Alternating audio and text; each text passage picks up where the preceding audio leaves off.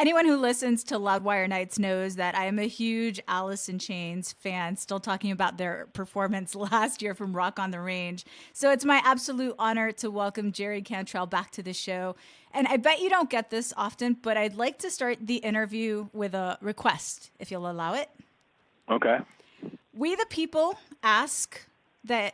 we demand more Teddy the Cat images on Instagram, because when you're a star, you're a star. That cat is so cute, although slightly scary. Yeah, that last one, she looked a little, she was a little bit amped up there. Yeah. That top comment was like Pet Cemetery. I'm like, yes, nailed it. All right, we'll get into the music. I love animals. I thought she was just going to come up and I just kind of snapped the picture, but she got a little, she looked like she was going to bite my face off if I didn't give her some food. Yeah. Seriously, I think that sometimes in the middle of the night you wake up and you're like, Teddy, what happened? She's pretty great. I so love that cute. cat. Beautiful cat. All right, here we go. Yep. Real questions, though. The band's latest album, titled Rainier Fogg, Mount Rainier, the highest mountain in the state of Washington. I asked William Duvall this, and he said no, so I'm trying you. Have you ever been to Mount Rainier or even Mount Rainier National Park? Of course. Oh. Yeah, all the time. Seriously, tell me about it. Well, we used to go ski up there quite a bit at Crystal, which is just right across the way, but I took a drive through the park last summer. Yeah. It's cool, man, cruising around. In the summertime drives are kind of nice around there. You get to see all the kind of, wildlife and the flowers and stuff. It's just beautiful, and But yeah, we used to go ski all the time. Just kind of go get lost up in the woods for days on end. I grew up in kind of like the Spanaway Puyallup area, so that was really close to the mountain. We weren't that far away at all. Do you consider yourself a nature guy at heart? Yeah, I like being outside. I'm inside enough doing what I do. You're in a tube, you're in a hotel room, you're in a car, you're in a bus. In a plane, yeah. You're in a studio, you're in a dressing room, you're inside a lot. So yeah. I do like getting out whenever I can, yeah. Awesome. We just started playing the record's title track, Rainier Fogg, written by yourself. What do you recall about those writing sessions and how that song came together? I don't know. I remember that riff early on when I was kind of doing some demos, and my good friend Duff McKagan stopped by, and we were just kind of shooting the breeze, and I was playing like a couple of demos or whatever, and I'm not a great bass player, but Duff is Duff, so I'm like, hey, would you put a bass line on this thing for me? Just kind of follow the notes with me and stuff. That would just be cool to kind of flesh this tune out if you're not doing anything. And he was like, yeah, no problem, let me hear it. And so I hit the riff, and he stopped the tape, and he's like, that's your first single. That's it. That's your first single right there, dude. It ended up being our third, but we finally got it out there. But yeah, it was just a cool vibe. When I got into the lyrics phase, which always comes later on, I just was kind of thinking about where we come from, and we're all in our 50s now. We've lived through a lot, and this band has been down a lot of roads, and been around the world many times, and I just was kind of thinking of home. And so when it came time to, we decided to go there to record it. Recorded it at Studio X, which no longer exists. Actually, I think it's probably the last kind of big rock record made out of that studio, which is unfortunate because it was kind of a Seattle landmark, But and we had that tune there, So it was like, that sounds like a good title, man. Little how you do to the hometown, Love it. Thank you for that. Alice in Chains going on a co-headlining summer tour with Korn starting July 18th. Do you remember the first time you either heard a Korn song and your reaction to it, or perhaps just like a new metal song in general? Yeah, well, I think those guys obviously created a sound, and I think they're pretty much the cream of the crop of that era amongst a couple of other bands that I really dig. And when the opportunity kind of came around and we started talking about it, it's kind of easy. We're under the same roof, so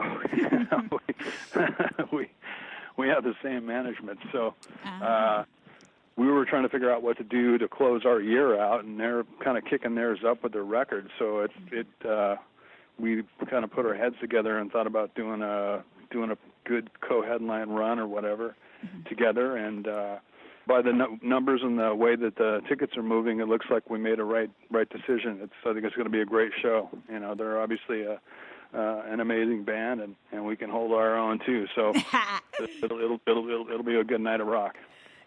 You could hold your own. So modest. At this stage of your career, I'm just curious, would you go on the road with a band that you didn't necessarily respect as humans or musicians, kind of like because it was a good business move? Do you separate that? What do you mean? Would I go on tour with Michael Jackson if he was still alive? Oh! Well, R. Kelly, Michael, you can pick. I don't know. I never really thought about that particular question. So we do tend to end up with mostly people that we like, you know, and we're all kind of the same big band. You know what I mean? It doesn't matter whether it's Korn, whether it's Alice in Chains, whether it's, you know, Zeppelin and Van Halen, whether it's with any band of any level, you know, it takes a certain kind of nut. It takes a certain kind of nut to do what we do. We're basically like carnival circus performers, you know. We set the thing up in the town every night. We throw a party, everybody comes, and then we tear it down and go to the next one again and do the same thing all over. So we all get along pretty much, you know. People are people. I'm sure there's beefs. Are there still beefs? I don't know if is beef still a big deal, like where people get into this. Like, yeah, there's still beef somewhere here and there. It still exists. People talk smack for sure. I don't know if I have any time for that. No, I don't think anybody talks smack about Alice in Chains, though, so you don't even have to. Well, if they do, I'll kick their ass. You put Teddy on their ass. You unleash that beast. Dine, son. So silly. Okay. Alice in Chains recently revealed the third episode of their sci-fi series, Black Antenna. The 90-minute film is being released in 10 episodes. Each installment coincides with a track off Rainier Fogg, Red Giant, speaking of, being the latest. And finally, after 3 episodes, I'm starting to have a clue of what's happening. I know we're dealing with aliens on some level, so I want to kind of take that angle and ask you if you're a believer or if you've ever had an experience. I've never had an experience, and I don't know if that I believe in aliens visiting the Earth. I'd like to. It's interesting, but the distances between between planets and solar systems and are just so great that the probability is so low that's even a possibility. Now, that being said, I'm a strong believer that because the universe is so huge and because there are so many suns and planets and systems, there absolutely has to be life, just by the fact that there's life on this earth of such variety. The rule of nature is where you find one, and I'm quoting Planet of the Apes here, but it's true. 1969, baby. Where you find one, you find another, and then you find another, and another, and another. So just the fact that we're rolling around here, I'm absolutely positive there's life in the universe. Whether it's able to get to us or us to get to it, I think that's kind of hard to believe. Yeah. All right, just a couple more questions here. Speaking of movies, and I know you probably have already been asked this to death, and you're gonna continue to. But would you be open to an Alice in Chains biopic, a la The Dirt or Bohemian Rhapsody?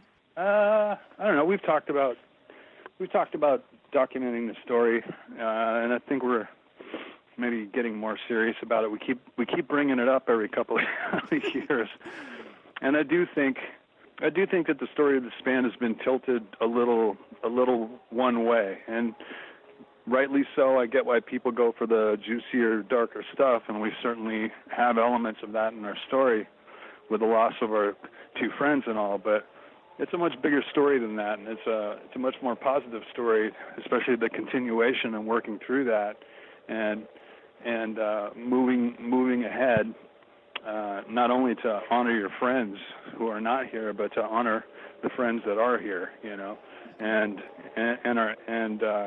to be able to take that sort of a risk and take that sort of a chance, bet on yourself, and come out on top. You know, which win, lose, or draw, you gave it a shot, and we've had a real positive. We had a positive batting average. Just put it that way. Yeah, we've been really lucky to do well throughout our whole career. What is going on behind you? Oh, there it is. It stopped. There's some leaf blowing. I'm walking around my house trying to avoid it. It's following you. Okay, no worries. This is the last question. I know ACDC is your favorite straight up rock and roll band. What do you think of the rumors? And I know they're just rumors and people don't. You are definitely reading my Instagram page for sure. Of course. I like that. You got to stalk Insta. You do the Twitter. You do it all. I was talked into trying the Instagram last year for the first time, 52, and it's actually kind of fun. It shows your sense of humor. That's what's so cool about it. You're known as this straight, serious musician, and then you go there and you have a joke about some chicken crossing the freaking road, and you're like, okay, he's not that serious. Well, that's always been a big part of the band, too, you know. Lane was one of the funniest dudes I ever met in my life, and so was Mike, and Sean continues to be, and so, you know, humor is it's very integral to what Alice in Chains is. Musically, when it comes down to making music, a switch gets flipped and it goes to a much more serious level. But other than that, it's all laughs and giggles, you know. And we get along. We speak the same language. And I guess that goes back to what you were talking about. You know, it's like that's a part of the story I'd like to see told as well. You know, and so.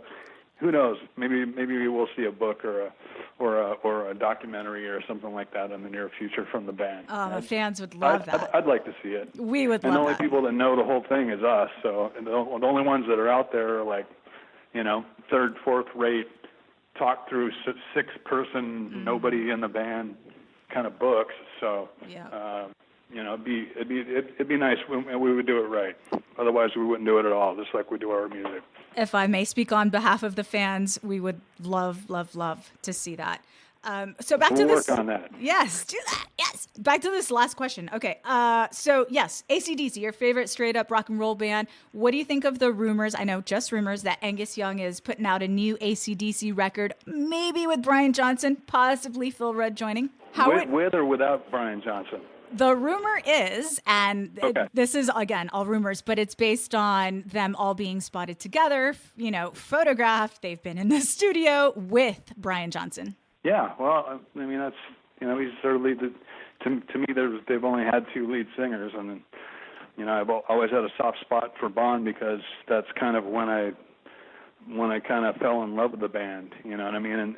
But when Brian rolled in with Back in Black, I mean, that pretty much just kind of set everything straight. That's the right guy. That was the right move, and you know, he's become part of the lore. And I love the era of the band with Brian as a singer as well. So I'd love to hear some more music with those guys together. Absolutely. All right. That is all for me. Rainier Fogg is the record, the co-headlining tour with Korn this summer, and Black Antenna, their sci-fi movie. Jerry Cantrell, thank you so much. Thanks, man.